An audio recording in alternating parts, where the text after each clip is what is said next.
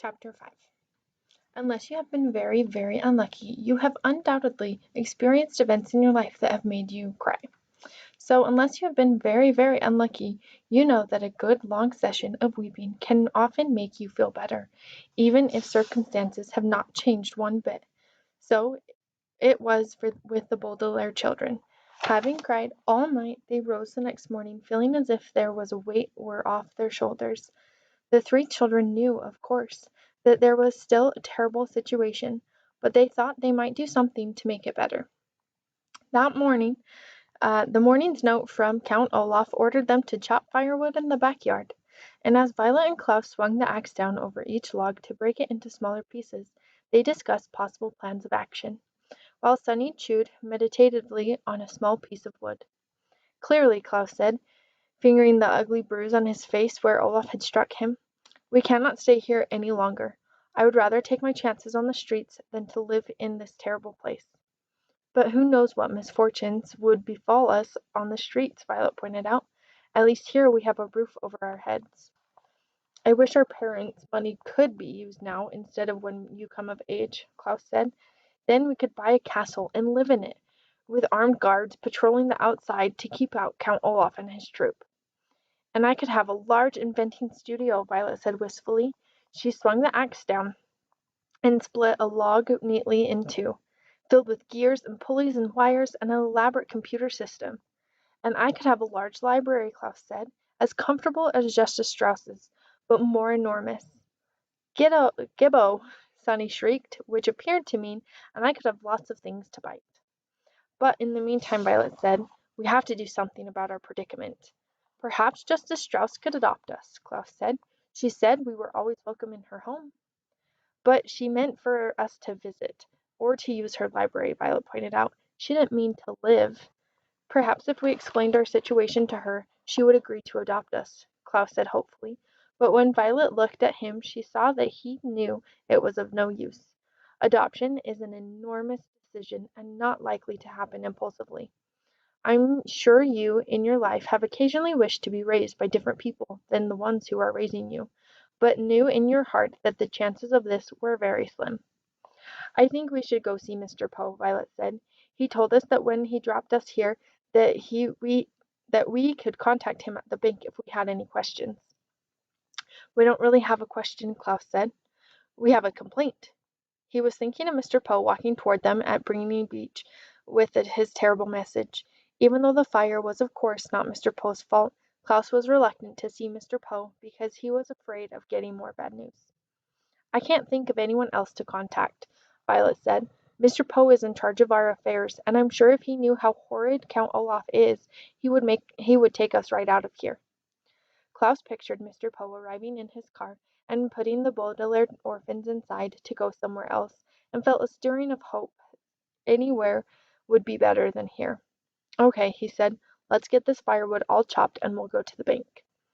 Invigorated by their plan, the Baudelaire orphans swung their axes at an amazing speed, and soon enough they were done chopping firewood and ready to go to the bank. They remembered Count Olaf saying he had a map of the city. They looked thoroughly for it, but couldn't find any trace of a map, and decided it must be in the tower, where they were forbidden to go. So without any sort of direction, the Baudelaire children set out off for the city's bank district in hopes of finding Mr. Poe. After walking through the meat district, the flower district, and the sculpture district, the three children arrived at the banking district, pausing to take a refreshing sip of water at the fountain of victorious finance. The banking district consisted of several wide streets with large marble buildings on each side of them, all banks. They went first to the Trustworthy Bank, and then to the Faithful Savings and Loans, and then the Supervent Financial Services, each time inquiring for Mr. Poe.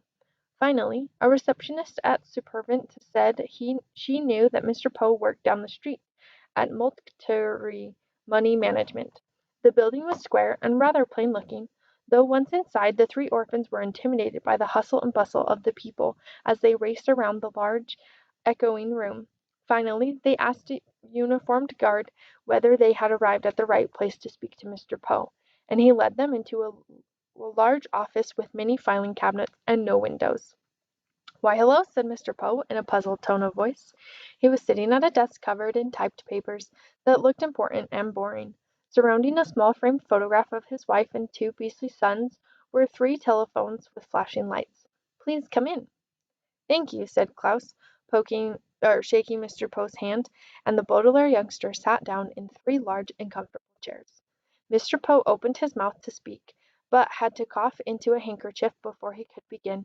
"I'm very busy today," he said finally, "so I don't have much time to chat. Next time you should call ahead of time when you plan on being in the neighborhood, and I will put some time aside to take you to lunch." "That would be very pleasant," Violet said, "and we're sorry we didn't contact you before we stopped by, but we find ourselves in an urgent situation." "Count Olaf is a madman," Klaus said, getting right to the point. "We cannot stay with him." He struck Klaus across the face. "See his bruise?" Violet said, but just as she did, one of the telephones rang in a loud, unpleasant wail. "Excuse me," Mr. Poe said, and picked up the phone. "Poe here," he said into the receiver. "What? Yes, yes, yes, yes, no, yes, thank you." He hung up the phone and looked at the Baudelaires as if he had forgotten they were there. "I'm sorry," Mr. Poe said. "What were we talking about? Oh, yes, Count Olaf. I'm sorry you don't have a good first impression of him." "He has only provided us with 1 bed," Klaus said. "He makes us do a great many different chores. He drinks too much wine." "Excuse me," Mr. Poe said, as another telephone rang. "Poe here," he said. 7, 7, 7, 6½, 7. "You're welcome." He hung up the phone and wrote down something on a piece of paper, then looked at the children. "I'm sorry," he said. "What were we talking about, Count Olaf? Making you do chores doesn't sound too bad." "He calls us orphans. He has terrible friends. He is always asking about our money. Poco!" This was from Sunny. Mr. Poe put his hands in to indicate he had heard enough. "Children, children," he said, "you must give yourself time to adjust to your new home. You've only been there a few days." "We have been there long enough to know that Count Olaf is a bad man," Klaus said. Mr. Poe sighed and looked at each of the 3 children.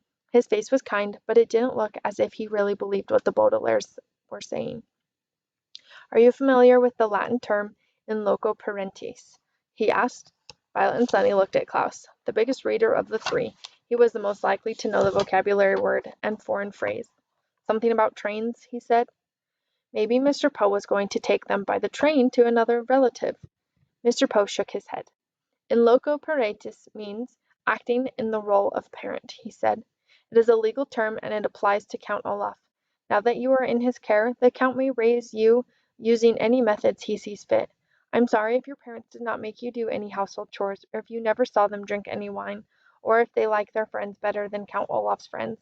But these are things that you must get used to, as Count Olaf is acting in loco parentis. Understand?" "But he struck my brother," Violet said. "Look at his face." As Violet spoke, Mr. Poe reached into his pocket for his handkerchief, and covering his mouth, coughed many, many times into it. He coughed so loudly that Violet could not be certain he had heard her. "Whatever Count Olaf has done," Mr. Poe said, glancing down at one of the papers and circling a number, "he has acted in locos parentis, and there's nothing I can do about it. Your money will be well protected by myself and by the bank, but Count Olaf's parenting techniques are his own business. Now, I hate to usher you out post haste, but I have very much work to do." The children just sat there stunned. Mr. Poe looked up at them and cleared his throat. "Post haste," he said, means you'll do nothing to help us," Violet finished for him.